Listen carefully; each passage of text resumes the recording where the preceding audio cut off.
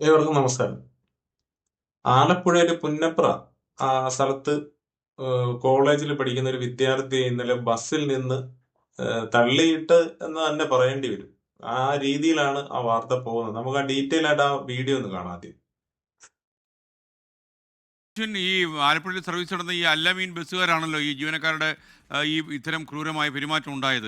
അപ്പോൾ ഈ ശരിക്കും ഈ കുട്ടി വീണതിന് ശേഷം ഈ വണ്ടി നിർത്താതെ ഈ പ്രൈവറ്റ് ബസ് ഓടിച്ചു പോവുകയാണ് ഉണ്ടായത്.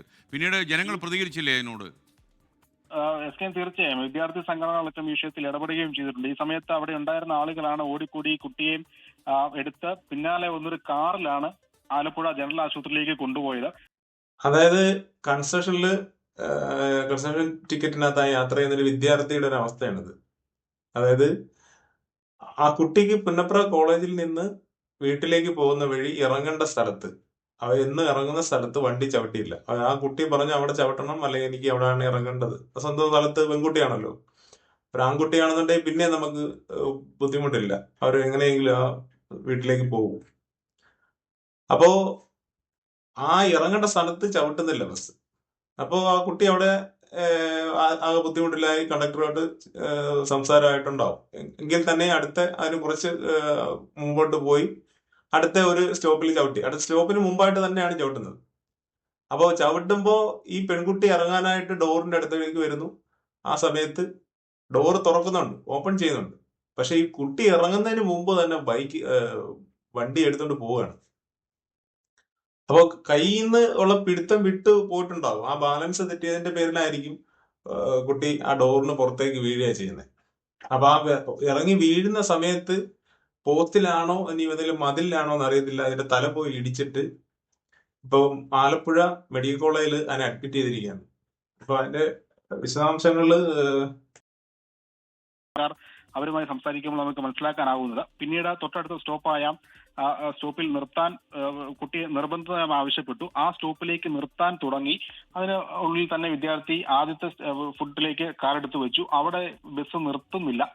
ആ കുട്ടി ഇറങ്ങാൻ തുടങ്ങുന്നു എന്ന് കണ്ടപ്പോൾ തന്നെ ബസ് അമിത വേഗതയിൽ എടുത്തുകൊണ്ട് പോവുകയാണ്. അങ്ങനെയാണ് ഇത് ഒരു ദിവസം എങ്ങനെയൊക്കെയായാലും ഒരു 4-5 അപകടങ്ങൾ ഈ രീതിയിൽ ഉണ്ടാകുന്നുള്ളത് കൃത്യമായിട്ട് പരിശോധിച്ചു കഴിഞ്ഞാൽ മനസ്സിലാവും.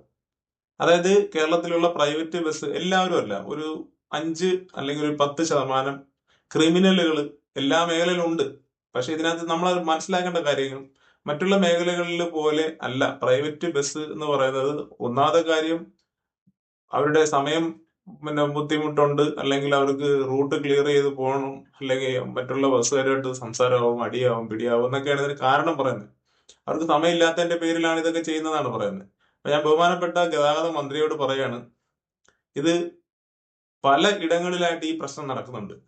അപ്പം ബസ് സമരം പോലും ഇപ്പൊ കഴിഞ്ഞ 2 ദിവസം മുമ്പാണ് നടത്തിയത്. അതായത് കൺസെഷനുമായിട്ട് ബന്ധപ്പെട്ട് അല്ലെങ്കിൽ ഗതാഗത വകുപ്പ് മന്ത്രിയായിട്ട് ഒരു ചർച്ച നടത്തുന്ന സാഹചര്യമൊക്കെ ഇപ്പൊ അടുത്ത സമയത്തുണ്ടായി. അപ്പൊ ഈ ഒരു വിഷയത്തിന്മേല് കൃത്യമായിട്ട് ഇടപെടൽ നടത്തേണ്ടത്, ഒരു കാരണവശാലും ഇങ്ങനെയുള്ള ക്രിമിനലുകളെ ഒരു ബസ് പോലും ഇനി ഓടിക്കാൻ സമ്മതിക്കരുത് എന്ന് മാത്രമാണ് നമുക്ക് പറയാനുള്ളത്. അല്ലാതെ അവർ എന്ത് പണിയെടുത്ത് അവർ ജീവിച്ചിട്ട് പ്രശ്നമില്ല. പക്ഷെ ഈ പ്രൈവറ്റ് ബസ്സിനകത്ത് ഇങ്ങനെയുള്ള ക്രിമിനലുകളെ ഒരിക്കലും വെച്ച് പൊറപ്പിക്കരുതെന്ന് മാത്രമേ പറയാനുള്ളൂ.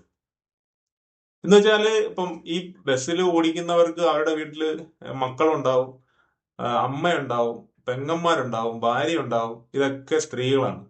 ആ ഒരു കൺസിഡറേഷനെങ്കിലും നിങ്ങൾ കരുതണം. അല്ലാതെ ഈ തെമ്മാടിത്തരം ഇങ്ങനെ കാണിക്കരുത്. നിങ്ങൾക്ക് ഒരു ബസ്സിന്റെ ഒരു സ്റ്റോപ്പ് ഒന്ന് ജസ്റ്റ് ഒന്ന് മാറി, അല്ലെങ്കിൽ ഒരു 5 മിനിറ്റ് ഒന്ന് ബുദ്ധിമുട്ട് വന്നെന്നും പറഞ്ഞിട്ട് ഒരു ജീവൻ എടുക്കുന്നതല്ല ശരി. പെട്ടെന്ന് നിങ്ങൾ ഈ പെട്ടെന്ന് കേൾക്കുമ്പോൾ ഈ കയറെടുക്കുന്ന ഈ പരിപാടി ഉണ്ടല്ലോ, അതങ്ങ് ഉപേക്ഷിക്കുക ദയവ് ചെയ്ത്. അല്ലാതെ ഇപ്പം ബസ്സിന്റെ മുന്നിലൊക്കെ ഈ കുറച്ച് പെൺപിള്ളാരും അല്ലെങ്കിൽ കുറച്ച് സ്ത്രീകളാണ് വന്ന് ഇരുന്ന് കഴിഞ്ഞ ഇവന്മാരെ ഷോ അതിനും മേലെയാണ്. അതായത് പിന്നെ വളരെ വലിയ രീതിയിൽ ജീവനെ പറ്റിയൊക്കെ സംസാരിക്കുന്ന ഈ മൊരട് ക്രിമിനലുകളാണ് ഈ രീതിയിലുള്ള പരിപാടി കാണിച്ചു കൂട്ടുന്നത്. സ്വാഭാവികമായും ഇത്തരത്തിലൊരു അപകടം ഉണ്ടാകുമ്പോൾ ഡ്രൈവർക്ക് അത് കാണാനാകും. ഈ ഡോറിൽ നിന്ന് ആരെങ്കിലും താഴേക്ക് വീണാൽ സ്വാഭാവികമായും ഡ്രൈവർക്ക് അവരുടെ മിററിലൂടെ അത് കാണാനാകും.